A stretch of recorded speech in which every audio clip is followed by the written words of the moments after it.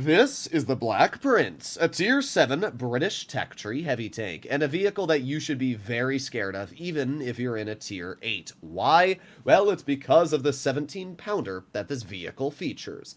The Black Prince has insane levels of damage per minute at the tier. 3,081. It actually basically features the same DPM as the Carnarvon, which is ridiculous when you realize it's a tier lower. Not only that, but the Black Prince has pretty good armor. The entire frontal hull of this vehicle is incredibly troll due to the way it's designed. The upper plate is a complete auto ricochet, and you can see that there because it's so steep. And same for the lower plate. So essentially, just like the Hori, you have to hit that middle bar. And if you miss the middle bar, you're going to bounce. Not only that, but the vehicle has a super strong turret, which can actually shrug off a lot of high penetration shells. And the vehicle has pretty decent mobility due to the fact it has improved engine power boost, allowing it to get up to a speed over 30 kilometers per hour, which is good because the Black Prince only goes 25.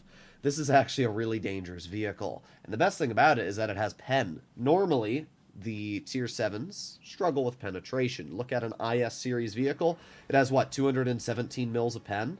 Which is not bad, but it's not good by any means. This vehicle has like 240 mils of pen on the premium, which is very good, enough to cut through basically any tier 8s that you'll be aiming at. So, let's get this show on the road and see what we can do. We're going to activate our super speed boost, and you'll notice that this vehicle easily gets up to 30. That's because the tank actually has a fairly good power to weight ratio. Also, sorry about my doggo barking in the background. Probably somebody playing with the dog. Alright. Well, we're going to make our way up into the front. The only thing I'm worried about is the two Smashers. While this tank can very easily defeat Smashers, the thing you have to keep in mind is that we only have 160 damage per shot. So just a simple HE and back in the cover from a Smasher can outtrade our tank's damage. But that shouldn't be too big of a deal, because if we can just... Well, they are in platoon as well, so it actually might be a struggle. We'll see. We will see. They appear to have most likely gone towards base C, and now they're in B. Alright, well, if they're in base B, I'm just going to move on over here. Let's see. Yep, there they are. Okay, well, we unfortunately missed the first shot. Smasher's going to pull into cover. There you go. We get a pen into his vehicle, and... yeah, this is a good example of why Smashers can be very annoying, because they're not necessarily doing anything incredible, but they're just kind of in a... oh boy, that guy almost just killed himself. Yeah, a good example though, just an HE for 350. But, never mind, Ricochet! Alright, well, at this point in time, we're going to see if we can get a shell. Nope. No shell. We're not doing much at all. This is a really, really boring game. Alright, well... well, that misses. That's crazy game. There you go. We get a pen. Well, we brought him down a little bit, I guess. There you go. We got one pen into the Sentinel. A miss. And we do have a really good rate of fire, so we can just keep shooting here. Bit of a low roll, but we're still getting some shells out. Let's just hope that the... yeah, good. There you go. We got another bounce. Let's hope that he shoots HE. He does. It's actually pretty good, because it means we can just rip into his vehicle. I don't think the Smasher thought the problem through that he created for himself here.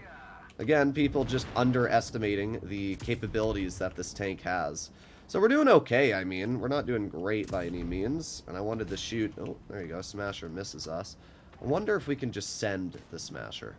I mean, we're definitely not winning this, but it might actually be alright if we just sent his vehicle here. And, well, let's see. We got the T-25-2 off to the side. There's one, two. Let's wiggle. Oh, he pens us. That's not great, but we got another chunk into his vehicle. There you go. One easy pen into the Smasher. He HEs us for 250. Or 290, actually. Basically, the next shell he shoots will probably kill us. But we're not dead yet, and we have a lot of support, so... we're actually doing alright here. We just got to get to the side of his vehicle. And there you go. Enemy armor is hit. Alright, well. I'm just going to jump off if I can. Unless the Smasher does that. Then we can just hit him in the rear. And I'm just going to back up so that he's kind of stuck in a weird situation here. Because he can either shoot at me or the AMX. And if he shoots the AMX, he dies. Yeah, I'm just gonna keep distracting. Come on, AMX, kill him, bro. Come on. There you go. Bye-bye. Well, I didn't get the kill, but it's fine. There you go. Alright, so kind of a weird game, to be honest. And if those Smasher players had an ounce of skill, they easily could have killed me. But they shot HE the entire game instead of learning how to pen, I don't know, their 275mm pen heat shells. I'm not going to complain, though. We got 3,000 damage out. Look at that. We blocked 1,700. This was a good example of the Black Prince's strengths and equal weaknesses. When you're in a situation where you're not able to just sit in front of your opponent and farm, the vehicle falls apart very, very fast. But if you are in a situation, like for example, that Smasher for some reason didn't realize that I was just going to farm him when he drove out in the open, if you put yourself in a situation where this vehicle can actually shoot you and, you know, it doesn't have to constantly drive in and out of cover to hit you, that is when you have made a big mistake. If this vehicle is getting shot at and then you back in the cover and it only gets like 1, maybe 2 shells out and you outtrade, then that's when its weaknesses are going to catch up to it. So it's not a hard tank to counter, really. You know, 160 damage per shot at tier 7 is not a high alpha. But people don't understand how to fight the tank. And as you saw, the armor, it works well. 1,700 blocked in tier 7 is a lot. That's more than I expect to block in tier 8. And honestly, tier 9 for a lot of heavies, let alone tier 10. So, yeah, I've just always really enjoyed this vehicle. It has been by far one of my favorite tier 7s. I always find it very disappointing that there's no heavily armored tier 10 tech tree on the British tree. I mean, we do have the Super Conch, but that's it. I always wish there was a little bit more. So we got 1 shell into the KV-2. Not all too bad. Let's see, if he crosses this, we might be able to get 1 more. There you go, nice 152. So that's already 300 damage added to our game. And now, if this ARL makes the maneuver, which he does, this is the end of the ARL. Because we've put on our adrenaline, we now have an insane amount of DPM, we've tracked him, this is all we need to do. There you go, we get a bounce backing up, perfectly timing his reload, and bye-bye. I mean, I don't know how you counter this vehicle in a situation like this, because there isn't a counter. You just die. Like, that's it. You just die. So, KV-2, he's dead. Yep. All that's left is a Lycan over here. Yeah, GG, exactly. There's just no way to counter this vehicle in this type of situation. So we missed the shot. There you go. Armor gives us a bounce. As I said, the armor on this vehicle is pretty good.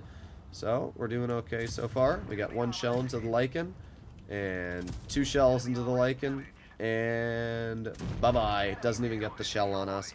Now we activate our super speed boost so we can make our way over towards the front line of the other side of the map. Because this vehicle actually has super speed, it means that we can get in and out of situations that we normally wouldn't be able to do. They apparently have a T-34-1 AFK in their spawn. At least that's what one of the players said. Our T-29 is apparently unable to read, though, because he's not going for it, but I will. Oh, there he is.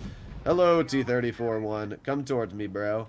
Looks like he's going to turn and head towards mid, but that's fine, because we should be able to cut him off as it is. Here we go. Full speed ahead. Come over here, T-34. I want to bonk you. There you go. Another shell into his vehicle. I'm not even sure really where he's going. Like, I don't think he knows where he's going, but... You know what the crazy part is? Our team is not doing good. Like, it's a win. There's no way we lose this. But I don't even understand how our team has managed to lose 4 vehicles in this game. Like, this is the easiest game I've ever seen. Alright, well, the KV-2 clears that guy. And all that's left is a Hellcat and an Easy 8. And let's see. That's the only downside, though, of this vehicle is the speed. I mean, I can literally farm everything on the enemy team. But if I can't actually shoot the tanks on the enemy team, it doesn't really matter. So, oh well. We got 2,000 damage out, which isn't too bad. And we didn't get penned once. As you can see, the Black Prince is just a great vehicle. It's always been one of my favorite tier 7s because of the way its armor works. I mean, we blocked 600, and that's 600 damage we didn't even ever receive. We did 2,045, which was alright. We did top on the team. I guarantee if our T-29 didn't exist and our team was really bad, we could have easily picked up like 5-6 kills and done like 4K. The vehicle's just ridiculous, especially when you're up against tier 6s. So, yeah, super fun vehicle. I would highly recommend to grind this tank if you haven't. Even if you don't plan on getting the FE2 and 5B, I would recommend just to get the Carnarvon and the Black Prince because they are both incredible. I'll see you all in the next one. Bye-bye.